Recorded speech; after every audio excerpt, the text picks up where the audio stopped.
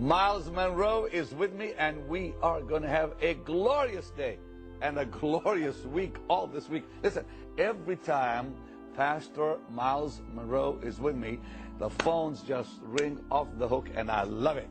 We are going to talk again about the kingdom today, but you have a brand new book called God's Big Idea, Yes. Reclaiming God's Original Purpose for Your Life.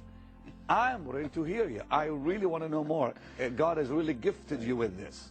It's good to be back. Well, I love it. And, you know, I'm amazed at the impact of your ministry everywhere I go. We've been traveling a lot the last couple of years. And, you know, it's so important what you're doing.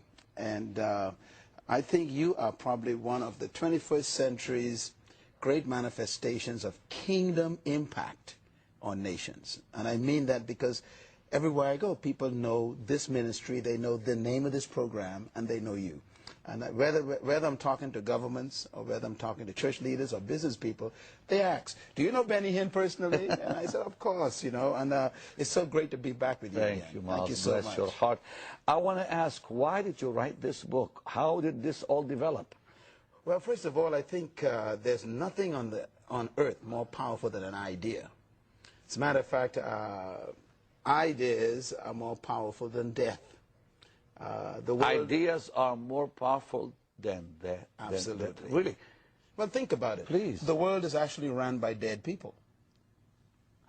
You are so right. Think about it. People have left their ideas on earth that have become ideologies, that have become philosophies, that have become the way we rule our countries. As a matter of fact, it's impossible to kill an idea. You can kill a man, but not his ideas. Okay. And so the world is actually run by people like Plato, Aristotle, Socrates. They were the ones who actually invented the idea of democrata. Democrata is where we get our concept of democracy from. Sure. It was developed by the Greeks.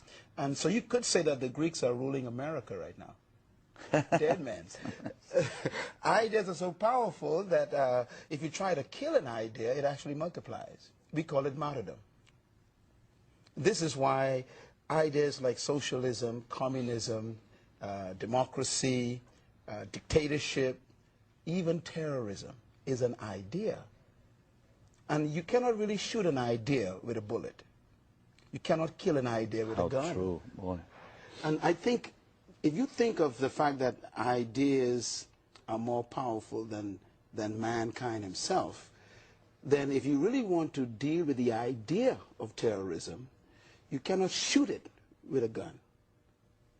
So I think the most important thing we got to understand is that ideas control the world. And that's why you wrote God's Idea? That's why I wrote this book, God's Big Idea. As a matter of fact, everything that exists, Pastor Benny, is a product of an idea. Exactly. The shoe on your feet used to be an idea. The clothing that we wear used to be an idea in someone's mind. The building we are in used to be an idea in an architect's mind. Everything in the world was first an idea. And that is why ideas are so critical, because they are not only the controlling elements on earth, but they are also the source of creation of everything. And this is probably why we are having some challenges in the world today, because we have not taken a serious look at ideas. You know, the first place that I really recognize where ideas are important in the Bible is the first chapter of John. That says, of course. In the beginning was the Word. The Word, yeah. And the Word was with God, and the Word was God, yep. Etc. And then it says, all things were made by the Word. Yeah. And then it says, and the Word became flesh. Now, you and I know, theologically speaking, that word is the word logos. But when I discovered what the meaning of logos was, it blew my mind. The word logos in the Greek, which we translate the word from, is the word idea. Matter of fact, the word logos means expression of an idea. So the Hebrew concept of idea in that verse is, in the beginning was God's expressed idea. And God was his own idea. And God created everything by the idea. And then it says the idea of God became flesh and dwelt among us. So if you want to know what God's ideas are, you got to study Jesus. Exactly. He was God's ideas in the body. I love it. So idea is what God sent to solve the problem on earth. Now, the word idea, we translate it as word. Why? Because an idea is what's in your mind. Think about it. Now, the only way for me to know what your ideas are in your mind is when you convert them to words. When you speak, a word is an idea container. Sure. So God expresses idea with word. That's why Christ is called the Word of God. He is God's collective ideas in one human body. And so if you want to know wait, say that again. Slow down. This is great. He is God's collective idea in one human body. Absolutely. Isn't this precious? So if you want to know what God is thinking... You know you bless me every time you talk. I tell you, I love this. Keep talking to me. This is great. And if you want to know what God is thinking, then all you have to do is study Jesus. Jesus said, the words I speak to you, they are spirit. They are life. He said, no man can come to the Father except he comes through me.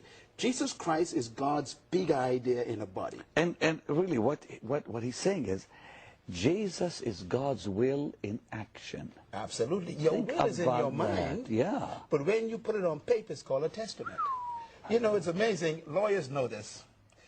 If you die with a will in your mind, then no one knows what you intended. Exactly. This is why a lawyer comes to you and says, put it in writing. Say what you want to happen. Say means take your intentions and turn them into words. And when we put it on a paper, it's called a legal pad. Because now I've taken what was your intent and made it a legal document. The Bible is called a testament because a testament is someone's will on paper. Jesus Christ is God's will in a body. Wow. And your will is your ideas. What do you think about? Now, here's what's important. If you try to destroy an idea, it multiplies. That's why Christ says, if you guys try to kill me, I'm only one kernel of corn. You don't want to touch this. But if you bury this corn, he says it's going to bring back thousands and thousands, millions. You know, this is where martyrdom comes from. So if we really want to solve terrorism problem, for example, we think that destroying a person will solve terrorism. But I discovered something. God's conclusion was that the world needed a new idea. Exactly. Think for a minute. Exactly.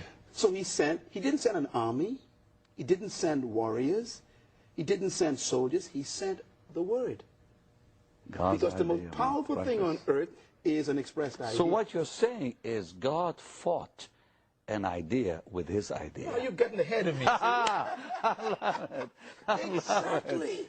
You see, the solution to the world's problems, which are all ideological problems, how true, is a counter idea. How true. That's why God sent the word to solve the world's problem. If God sent an idea to solve the world's problem, then it means that the world's problem is ideas. And so all of our ideas are corrupt. Romans chapter 12.